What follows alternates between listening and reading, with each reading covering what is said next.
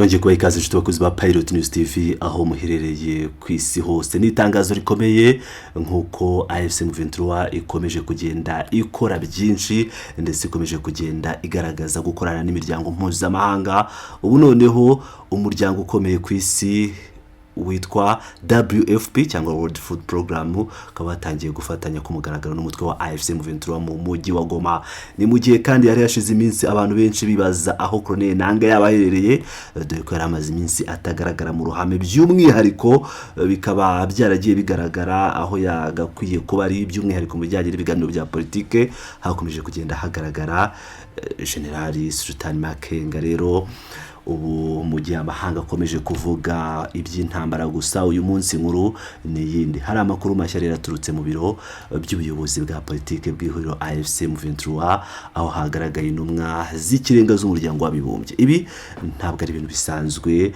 David Stevenson uhagarariye World Food Program akaba yageze mu birindiro by'uyu mutwe, ubwo ndavuga mu mujyi wa Goma, kugira ngo baganire ku buryo abaturage bafashwa. Muri iyi minota rero irenga 10 ho gato iri imbere tugiye kwinjira mu mizi y'aya masezerano, turebe uburyo gahunda ya Chakula Sokoni igiye guhindura ubuzima mu bice bya Kivu, kandi tunasesengure impamvu AFC ivuga ko imaze kugarura umutekano n'ituze mu bice igenzura. Reka tutazuyaje twinjire mu mizi y'inkuru ishobora guhindura byinshi kuri politike yo mu karere kose.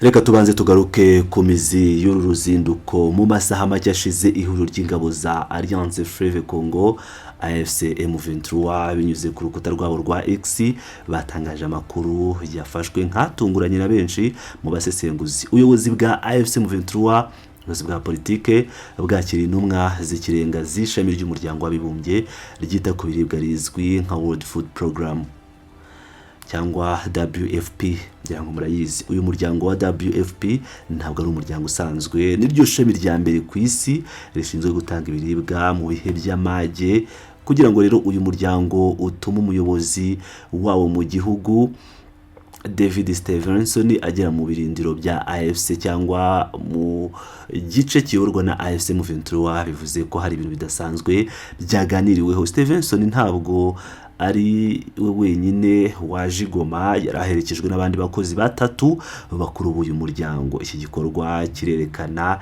ikintu kimwe cy'ingenzi: kwemera ko hari ubuyobozi bufatika mu bice bigenzurwa na AFC M23. Mu mateka y'ibibazo bya Kongo akenshi imiryango mpuzamahanga yakunze gukorera mu bice bigenzurwa na leta ya Kinshasa gusa, ariko uruzinduko rwabereye mu biro by'umuyobozi wa politike w'iri huriro, ubwo ndavuga ibiro bya Colonel Nanga, rurerekana ko WFP ibona ko kugira ngo ifashe abaturage bakeneye ibiribwa mu bice bya Kivu y'Amajyaruguru n'iy'Amajyepfo igomba kuvugana n'abafite imbunda n'ubutegetsi muri ako gace. Ibi nibyo bita humanitarian recognition, aho umuryango w'ubutabazi uha agaciro ubuyobozi buriho nubwo bwaba butemewe na leta nkuru, kuko intego ari ukurokora ubuzima bw'abaturage. Muri uyu mubonano hari ingingo zifatika zaganiriweho. World Food Program yagaragaje ishusho y'uburyo ibikorwa byayo byifashe muri ibi bice bigenzurwa na AFC M23. Kimwe mu bintu bishya kandi bishimishije byaganiriweho ni gahunda bise Chakula Sokoni. Chakula Sokoni ntabwo ari uburyo busanzwe bwo guha abantu ibishyimbo n'ifu mu mifuka, ahubwo n'uburyo bugezweho aho umuturage ahabwa ikarita cyangwa uburyo bw'ikoranabuhanga bumuha uburenganzira bwo kujya ku isoko ry'imbere mu gihugu akagura ibyo ashaka.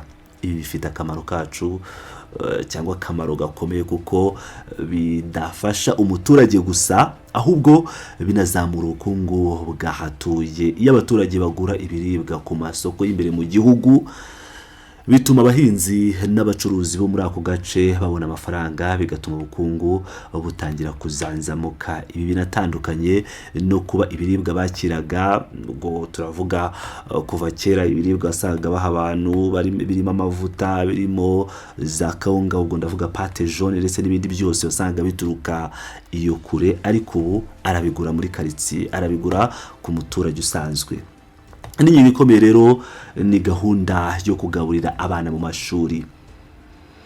iyo bita mu cyongereza school feeding program. Twese tuzi ko mu bihe by'intambara amashuri ari yakunda gufunga bwa mbere, ariko WFP yagaragaje ko iyi gahunda yo kugaburira abana ku mashuri yatumye abana bajya benshi badata ishuri.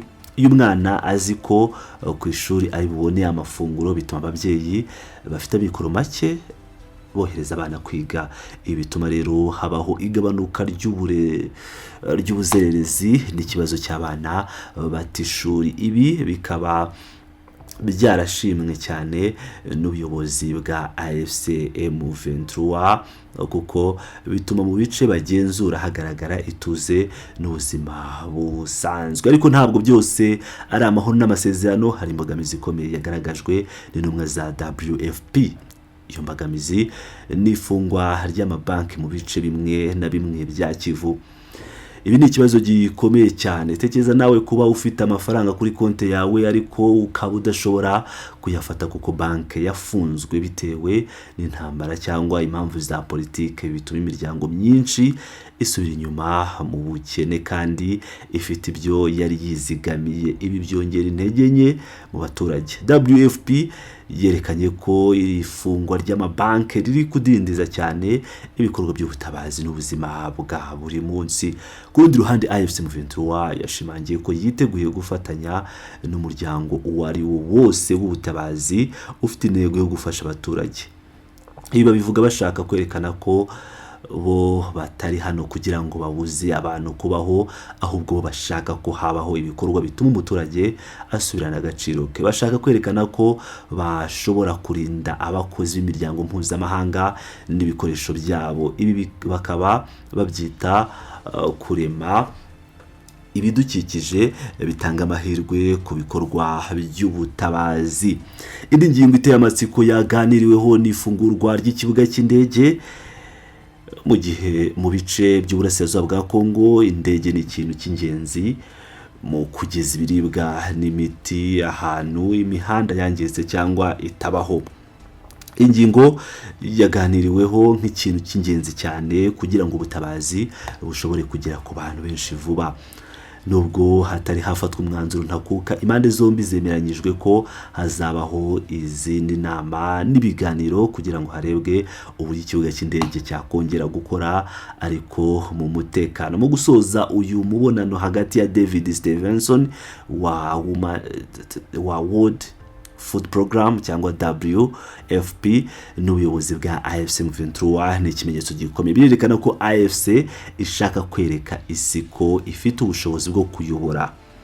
Ntabwo ari ingabo zirwana gusa, ahubwo n'ubuyobozi bushyira imbere ituze, kurinda abaturage n'izahurwa ry'ubukungu mu bice bayobora. Kuri WFP intego nimwe, nta muntu ukwiye kwicwa n'inzara bitewe n'intambara. Ibi birerekana ko ubutabazi bwitwa humanitarian neutrality, aho bafasha abaturage batitaye kuba twakwita ubutegetsi buriho. Ibi bice bya Kivu byabayemo amakimbirane imyaka n'imyaniko, ariko kuba imiryango nka WFP ishobora gushimira uburyo ibyo bice byubatse n'uburyo bigenzurwa, bitanga icyizere ku baturage bahatuye. Ese mwe mudukurikira hano kuri Pilot News TV murabona uruzinduko rwa World Food Program mu birindiro bya AFC M23 ari intangiriro yo kwemerwa n'amahanga kuri uyu mutwe cyangwa n'uburyo busanzwe bwo gufasha abaturage bari mu kaga?